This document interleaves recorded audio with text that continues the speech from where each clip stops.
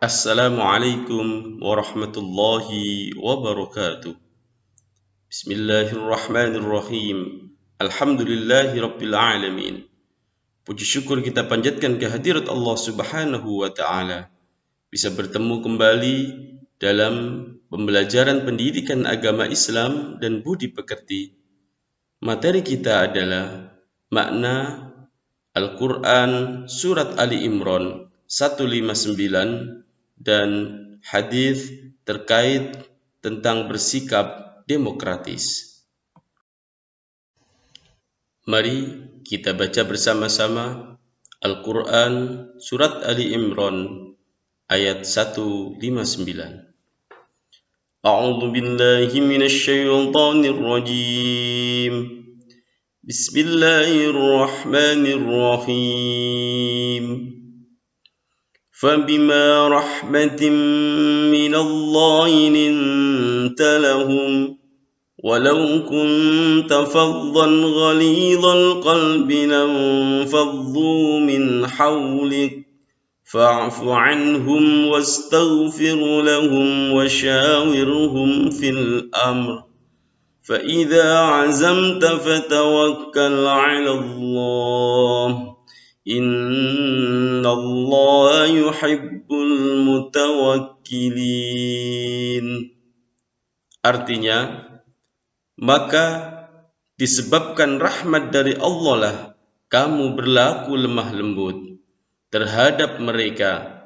Sekiranya kamu bersikap keras, lagi berhati kasar, tentulah mereka menjauhkan diri dari sekelilingmu.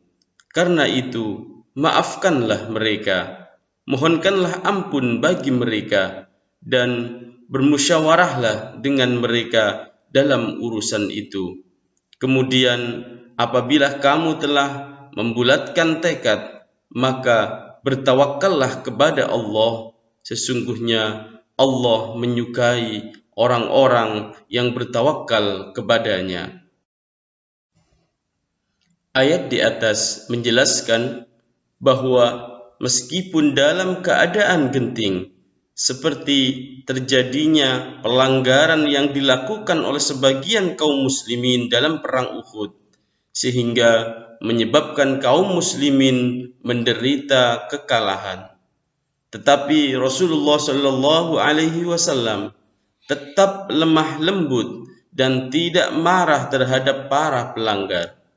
Bahkan memaafkan dan memohonkan ampun untuk mereka.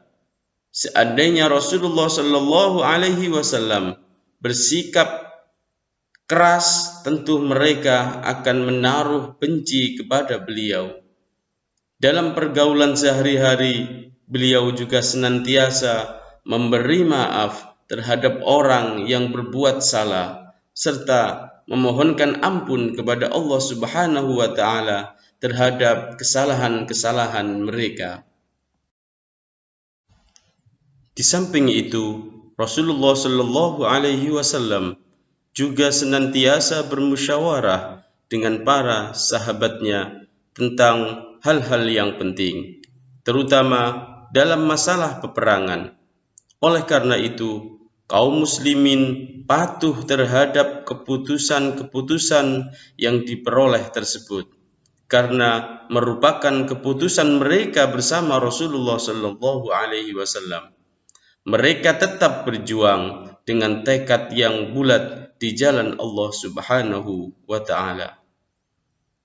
Dalam ayat di atas tertera 3 sifat dan sikap yang secara berurutan disebut dan diperintahkan untuk dilaksanakan sebelum bermusyawarah, yaitu lemah lembut, tidak kasar, dan tidak berhati keras.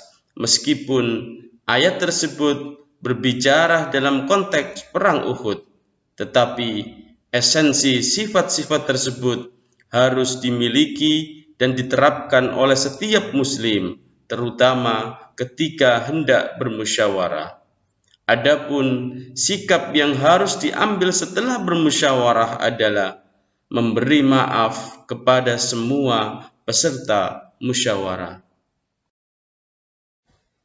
Di samping ayat tersebut, banyak juga hadis Rasulullah Shallallahu Alaihi Wasallam yang mengisyaratkan pentingnya demokrasi, karena beliau dikenal sebagai pemimpin yang paling demokratis. Rasulullah Shallallahu Alaihi Wasallam menjelaskan di dalam hadisnya, an Abi Hurairah qala, ma ra'aitu ahadan aktsara masyuratan li ashabihi min Rasulillah sallallahu alaihi wasallam. Dari Abu Hurairah, ia berkata, aku tak pernah melihat seorang yang lebih sering bermusyawarah dengan para sahabat dari Rasulullah sallallahu alaihi wasallam. Hadis di atas menjelaskan bahwa menurut pandangan para sahabat, Rasul Shallallahu Alaihi Wasallam adalah orang yang paling suka bermusyawarah. Dalam hal urusan penting, beliau senantiasa melibatkan para sahabat untuk dimintai pendapatnya, seperti dalam urusan strategi perang. Sikap Rasulullah Shallallahu Alaihi Wasallam tersebut menunjukkan salah satu bentuk kebesaran jiwa beliau dan kerendahan hatinya atau tawadhu beliau. Meskipun memiliki status sosial paling tinggi dibanding seluruh umat manusia, yaitu sebagai utusan Allah Subhanahu wa Ta'ala. Dari ayat Al-Quran dan hadis tersebut dapat difahami bahwa musyawarah termasuk salah satu kebiasaan orang yang beriman. Hal ini perlu diterapkan dalam kehidupan sehari-hari seorang muslim. Dalam kehidupan bermasyarakat, musyawarah menjadi sangat penting karena hal-hal sebagai berikut. 1.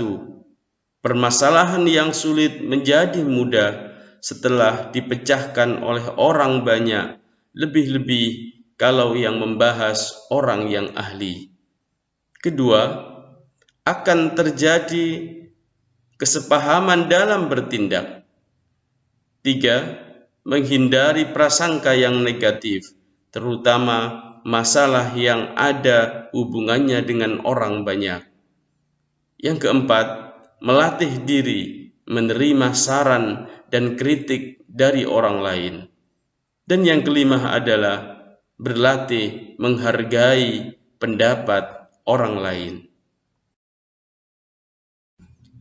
Demikian penjelasan yang singkat tentang demokrasi dan musyawarah. Mudah-mudahan penjelasan yang singkat ini bermanfaat dan menjadi ilmu yang barokah.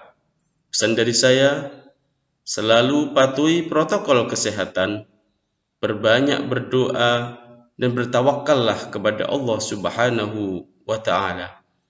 Subhanakallahumma wa bihamdika asyhadu an la ilaha illa anta astaghfiruka wa atubu ilaik. Wabillahi taufiq wal hidayah. Wassalamu alaikum warahmatullahi wabarakatuh.